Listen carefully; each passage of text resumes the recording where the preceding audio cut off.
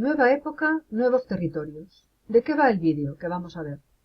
De Cristóbal Colón y el inicio de los grandes viajes por mar. De por qué era importante para los europeos del siglo XV descubrir nuevas formas de llegar a la India y a China.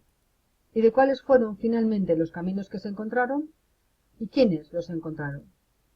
En el camino aprenderemos nuevas cosas sobre dos grandes navegantes portugueses, Bartolomé Díaz y Vasco de Gama. Y también sobre en qué se equivocó Colón y quiénes fueron los primeros europeos en avistar el Mar del Sur y en pasar del Océano Atlántico al Océano Pacífico. Nuestra tarea se dividirá en dos partes. Una la realizaremos en casa y otra en el colegio. En casa veremos el vídeo e intentaremos responder a las preguntas que se nos harán sobre él. En el colegio compararemos nuestras respuestas con las de nuestros compañeros de equipo, las corregiremos y después continuaremos aprendiendo sobre lo que acabamos de estudiar. Nuestra historia comienza en un cambio de época, en el paso de la Edad Media a la Edad Moderna. En general, el inicio de la Edad Moderna se establece en el año 1453, año en que los otomanos hicieron caer el Imperio Romano de Oriente con la conquista de Constantinopla, su capital. Pero para nosotros, ese cambio sucede más bien en el año 1492, año en que Isabel I de Castilla apoyó el proyecto de Cristóbal Colón. Y es que es desde ese año del final del reinado de los Reyes Católicos y durante el reinado posterior de su nieto Carlos I, cuando se realizan la mayor parte de las conquistas de nuevos territorios americanos y los grandes viajes por mar. Cristóbal Colón realizó su primer viaje en 1492, pero fue Fernando Magallanes quien en 1519, es decir, casi 30 años después, llevó a cabo el proyecto de llegar a Oriente navegando hacia el oeste.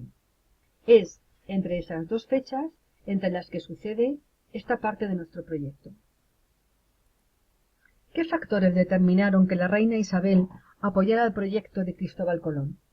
El motivo fundamental fue la necesidad de buscar nuevos recursos económicos fuera de la península, ya que dentro de ella no había más territorios que conquistar, porque todos, salvo Navarra, estaban integrados en la monarquía hispánica de los Reyes Católicos. La finalidad del viaje de Colón era llegar a la India. ¿Pero por qué el comercio con la India y otros países orientales era tan importante para los europeos? ¿Y por qué era importante descubrir una nueva ruta hacia ellos?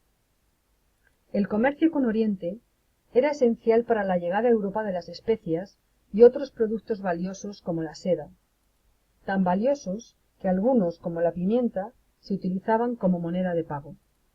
Ahora es muy fácil obtener pimienta, clavo, canela o jengibre en los supermercados, pero en el siglo XV esos productos solo llegaban a Europa desde la India, o desde China, o desde las Islas Molucas, en un viaje por tierra o por mar muy largo que los iba encareciendo.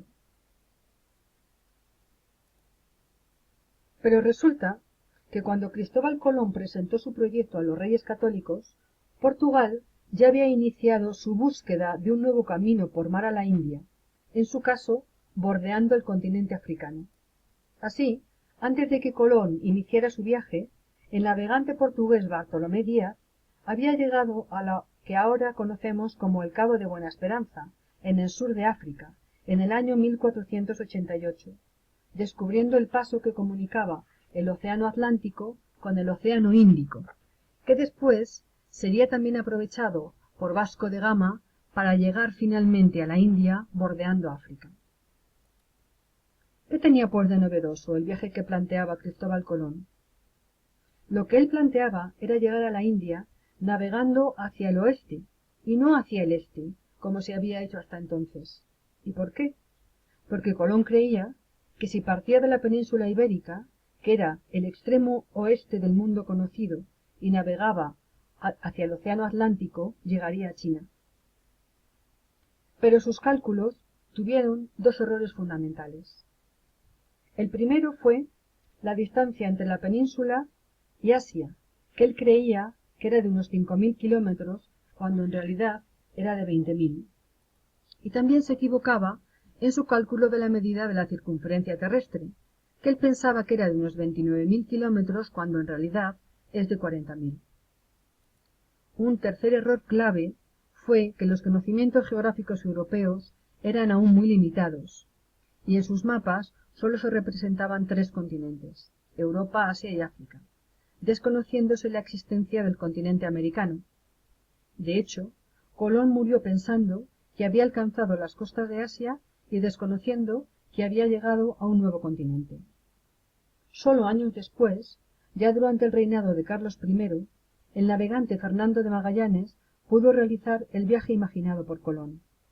Para ello fue necesario que antes otro navegante, Vasco Núñez de Balboa, descubriera el llamado Mar del Sur, después renombrado como Océano Pacífico por el propio Magallanes, cuando llegó a él en el año 1519, bordeando la costa americana y pasando a través de lo que ahora conocemos como Estrecho de Magallanes, un lugar desde el que continuó navegando hasta alcanzar las Islas Molucas, cumpliendo así el proyecto que comenzó Colón en 1492.